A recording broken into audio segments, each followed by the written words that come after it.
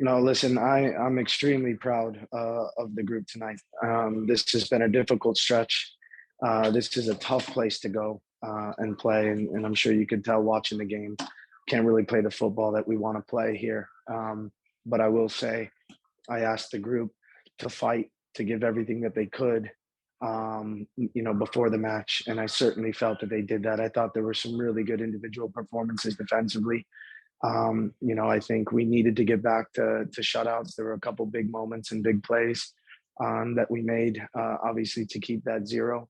And I can't speak highly enough of the group in there right now. So, again, ultimately, the rest of the season is in our control, and I'm really really proud of the response from the game in Tulsa. You had to make 5 changes from the midweek here, the fifth game in 15 days. How much as you watched it, did you feel like, maybe offensively you were watching a team that had to play 5 games in 15 days? I think that the reality is that's how it is here at this place. We created small amount of chances for sure, but a lot of teams do that here.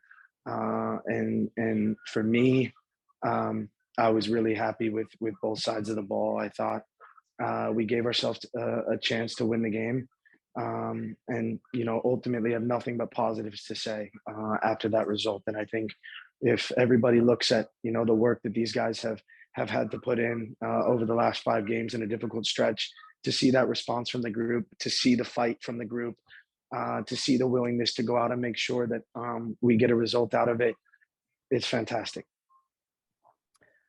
Your job probably gets a little bit harder when Wes has to leave in the 21st minute and then Manny at halftime. Can you just talk through those decisions and kind of what led to them? Yeah, it was a really difficult moment, and with regard to decision making on what we do there when Wes had to come out. He was feeling something in his groin, and I think you saw that when he gets his yellow card, and then you have a decision to make. We knew that Josh has been putting in the work from a fitness standpoint. By no means did I anticipate him playing that amount of minutes tonight. But ultimately, the decisions I make in the game are because I feel it gives us the best chance to win the game. And what Josh did tonight was incredible, given how long he's been out. He hasn't been able to train with us because we've been gone so long. So he's been putting in a lot of work individually back at the facility. And it's a full credit to to Stuart Wright, our strength and conditioning coach, because I think the fact that he's able to come in a game like this and hasn't been training with the team for a few weeks is pretty amazing. But I was really proud of him. With Manny, we're gonna have to wait and see. He wasn't feeling good when he got in the locker room from the header that he had on the ball. And as you already know, I don't take any risks with that. So the minute he told us he wasn't feeling good, once he got in the locker room, then that decision was made for me. And I thought Oscar came in and did an admirable job. He did a really good job tonight.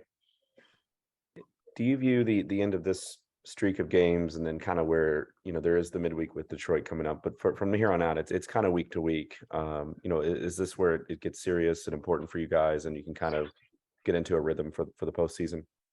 Absolutely. And, I cannot wait to be back at home playing, in our facility at that stadium on our grass with our fans. The fact that we're able to do that 4 out of the last 5 games, I think is really important.